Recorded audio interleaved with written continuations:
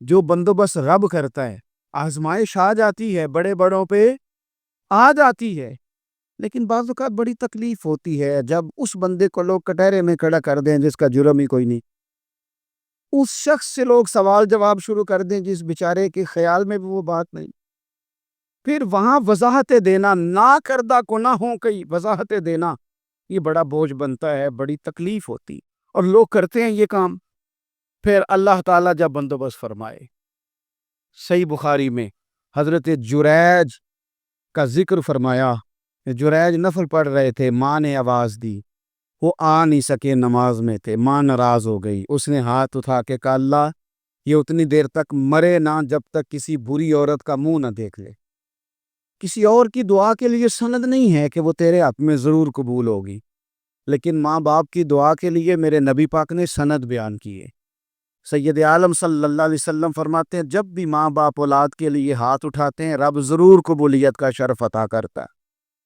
تو جہاں سند موجود ہے نا، کچھ افتتاح ابا جی سے بھی کرا لینے چاہیے، کچھ کام شروع کرنے سے پہلے صرف اماں سے ہی دعا کرا لینی چاہیے، یہ والا افتتاح بھی بڑے کام کا ہے کیونکہ یہاں سند بیان کر دیا میرے نبی کریم۔ تو جناب جریج کی ماں ناراض ہو گئی، کہنے لگی اللہ اس نے میری بات نہیں سنی، اب تھے تو وہ نیک، لیکن رب کریم کی حکمت کا تقاضا ہے، ماں کی دعا کو بھی قبول کرنا تھا، اللہ نے آزمائش میں مبتلا کر دیا، والدہ تو چلی گئی، وہ ایک خیمے میں، ایک کٹیا میں، ایک جھونپڑی میں عبادت کرتے تھے، اللہ کو یاد کرتے تھے، رب رب کرتے تھے، اور لوگ ان کی بڑی تعریف بھی کرتے تھے، لوگ ان کے ارادت مند بھی تھے، عقیدت مند بھی تھے، اہل محبت بھی تھے۔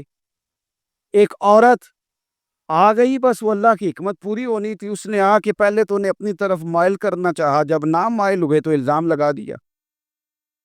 یہ ہمارے دور کا تقاضا ہے، لوگ پہلے آپ کو اپنے حق میں قائل کرتے ہیں، اپنی فرما برداری میں لانا چاہتے ہیں، اگر آپ نہیں آتے تو پھر وہ آپ کو مجرم قرار دے دیتے ہیں، یا میرے ساتھ چل ورنہ پھر میں تیرے خلاف پراپوگنڈا کروں گا، دو ہی باتیں۔ پہلے اس نے قائل کیا، جب جناب جنید قائل نہ ہوئے تو اس نے قریب ایک چرواہا تھا، اس چرواہے کے ساتھ جا کے منہ کالا کیا، مقررہ وقت پہ بچہ پیدا ہو گیا، لوگوں نے کہا کس کا ہے، کہنے لگی اس خانقاہ میں، اس حجرے میں عبادت کرنے والے کا ہے۔ اگر کسی دیندار پر ذرا سا بھی الزام لگ جائے تو آپ یقین کریں کہ بڑے بڑے خوفناک لوگ بھی نیک ہو جاتے ہیں، جن کا اپنا سارا ماضی کالا سیاہ ہو وہ بھی اجالوں کے راہبر بن جاتے ہیں، جن کی اپنی زبانیں ساری زندگی آلودہ رہی ہوں وہ بھی بڑے بڑے اعلیٰ سچ بولنے لگتے ہیں۔ اعلیٰ کچے میرے مکان کی دیوار کیا گری، لوگوں نے تو میرے صحن میں رستے ہی بنا لیے۔ بڑے لوگ آ جاتے ہیں، پھر بڑا کچھ کرتے ہیں اور بڑے بڑے خوفناک جملے کستے ہیں، بس کو نقطہ جو ہاتھ آ گیا ایسے جیسے گرنے کا انتظار کر رہے تھے، اب جناب لوگ اٹھے، احتجاج شروع ہو گیا، شور پڑ گیا، یہ بابا بڑا نیک بنتا تھا، نفل پڑھتا تھا، عبادتیں کرتا تھا، دیکھو اس کا حال کیا ہے کہ اس نے ناجائز بچہ پیدا کیا۔ بغیر تحقیق کے میں کہہ چکا ہوں کہ الجھے الجھے بکھرے بکھرے روز و شب دیکھے گا کون، لوگ تیرا جرم دیکھیں گے، سبب دیکھے گا کون، لوگ تیرا جرم دیکھیں گے، سبب کوئی غور نہیں کرتا کہ وجہ کیا تھی۔ او بھائی کچھ تو مجبوریاں رہی ہوں گی، یوں ہی کوئی بے وفا نہیں ہوتا۔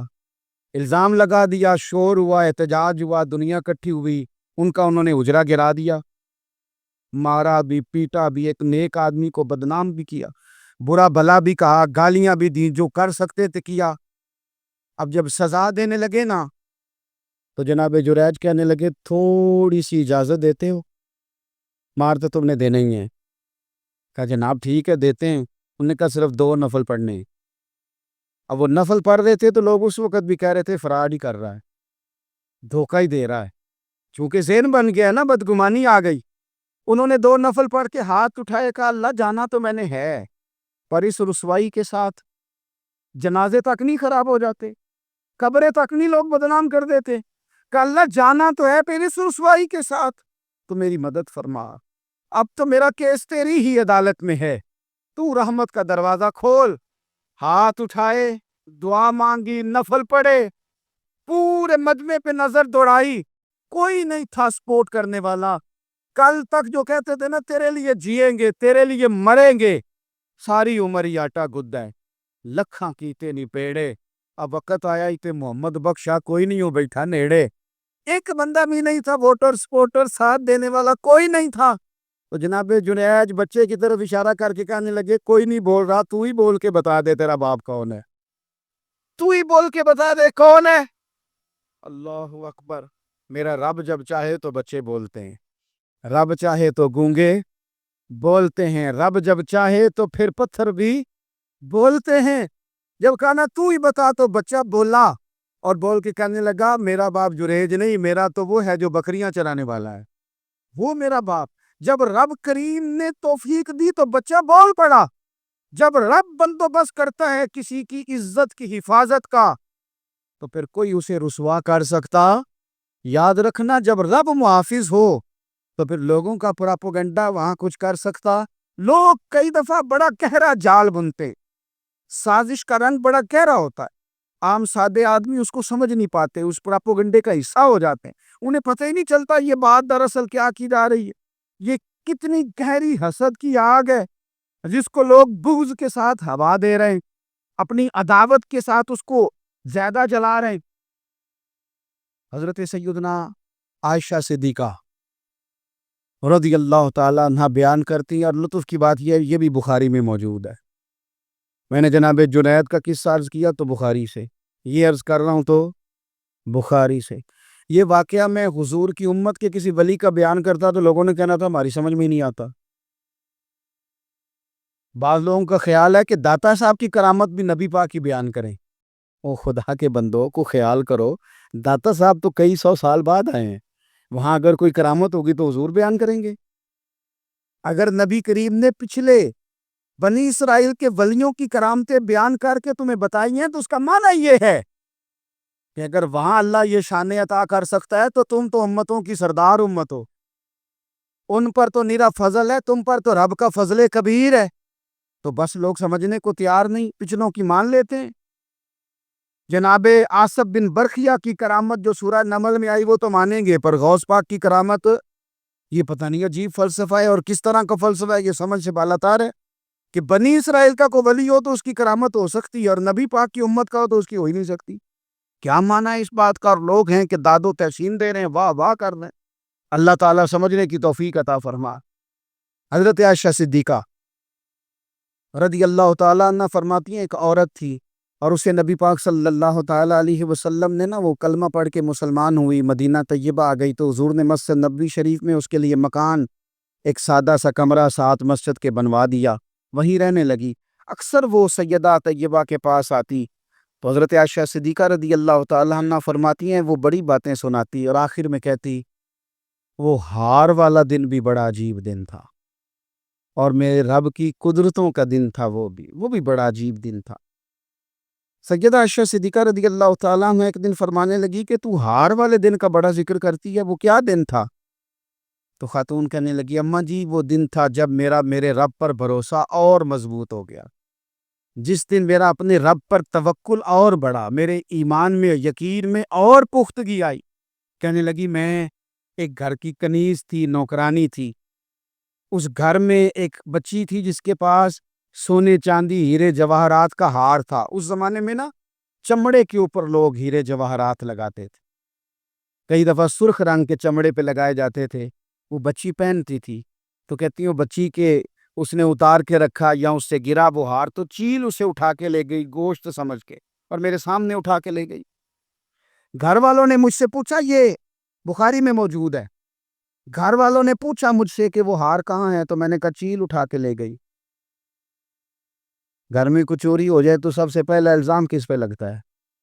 ملازمین پہ.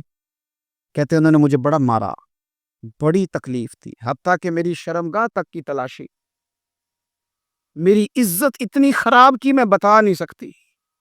میں نے اپنی زندگی میں ایک واقعہ دیکھا، ایک امیر گھر میں چوری ہو گئی، ملازم کو اتنا مارا کہ وہ چارپائی پہ پڑ گیا.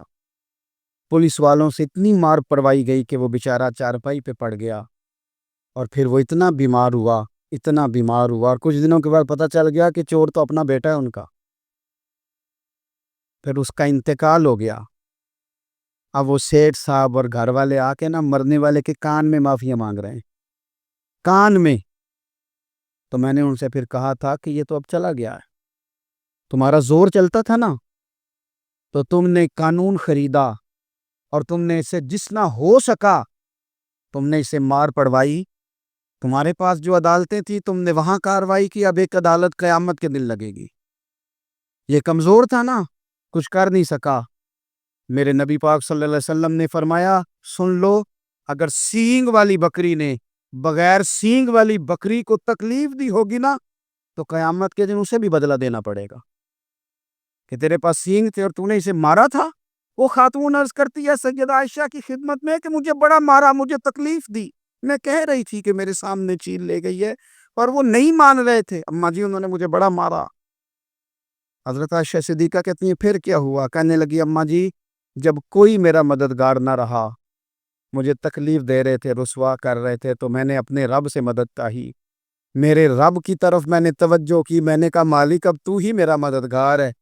کہتی ہے وہ مجھے مار رہے تھے تو وہ چیل جو ہار لے گئی تھی وہی لے کے واپس آ گئی، اور ہمارے سروں کے قریب لا کے اس نے جب اس ہار کو پھینکا، وہ مجھے چھوڑ کے سائیڈ پہ ہوئے، وہ میری بے گناہی جان گئے، لیکن آپ کو بتاؤں اس دن سے میرا اپنے رب پر یقین اور بڑھ گیا۔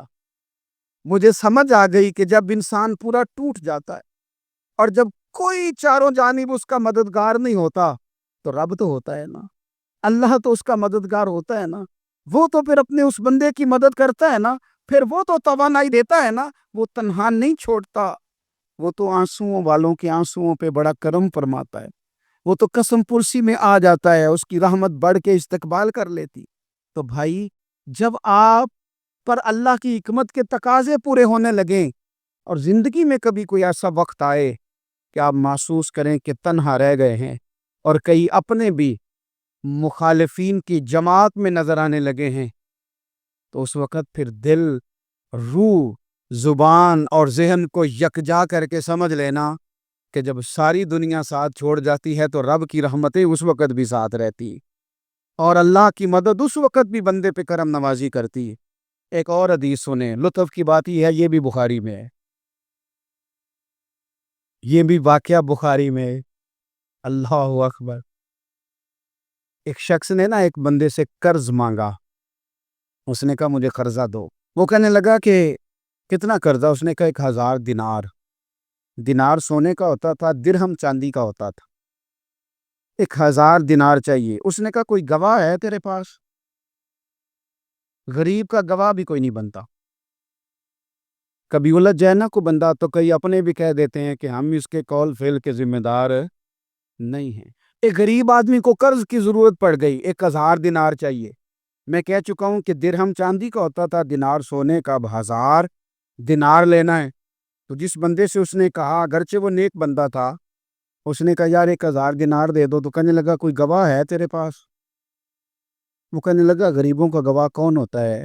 ہاں ایک گواہ ہے۔ کہا کون؟ کہا میرا رب، وہ تیرے اور میرے بیچ گواہ ہے۔ اس نے کہا کوئی کفیل، اگر تو پیسے نہ دے سکے تو وہ بعد میں دے دے، یا تجھے کچھ ہو جائے تو وہ دے دے۔ اس نے کہا کفیل بھی میرا اللہ ہی ہے، میرے پاس اگر ہے تو رب کریم کا نام ہے، اگر اعتماد کر سکتا ہے تو کر لے۔ بندہ نیک تھا، اس نے کہا رب کے نام پہ، رب کی کفالت پہ، اللہ کو گواہ بنا کے میں تیار ہوں تجھے 1000 دینے کو۔ اس نے 1000 دینار دے دیا، وقت واپسی کا طے ہو گیا، وہ چلا گیا پیسے لے کے۔ اس نے پوری محنت کی کہ میں نے وقت پہ پیسے لوٹانے، پوری محنت بھی کر لی، اللہ نے مدد بھی کر دی، پیسے بھی اس تاریخ کو اسے مل گئے۔ بعض لوگوں کا تو لوٹانے کا دل ہی نہیں ہوتا۔ فرمایا حدیث پاک میں کہ تو لوٹانے کا ارادہ کر، رب تیری مدد بھی فرمائے گا، لیکن یہاں بہت سارے لوگ کہتے ہیں خیر ہے، ارادہ ہی نہیں، تو پھر جس طرح کا بندے کا گمان ہو رب بھی اسی طرح کا معاملہ فرماتا ہے۔ اس نے پیسے جمع بھی کر لیے اور واپس دینے کو تیار بھی ہو گیا، لیکن رستہ بحری جہاز کا تھا، کشتی کا تھا، دریا کے رستے واپس آنا تھا۔ اب وہ جب آ گیا دریا کے کنارے تو بڑی کوشش کی، پر وہاں اسے کوئی کشتی نہیں ملی، وقت پہ پیسے لوٹانے ہیں، سفر کرنا ہے، اب سواری میسر نہیں ہے، سوچ سوچ کے پریشان تھا کہ میں نے تو اللہ کے نام پہ لیے۔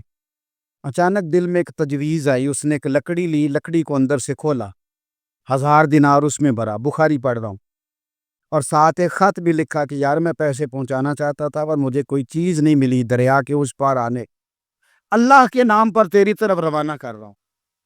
اور یہ کہہ کے وہ لکڑی دریا میں رکھ دی، وہ لکڑی ڈوب گئی ہے، واپس آ گیا۔ وہ جس نے پیسے لینے تھے وہ عین مقررہ وقت پر دریا کنارے آیا، صبح سے سرے شام تک اس نے انتظار کیا۔ دل ڈھلنے لگا تو دل میں خیال آ گیا کہ یار نہیں، اس نے دینے ہی نہیں، جھوٹا وعدہ کر گیا، پہنچا ہی نہیں وقت پہ۔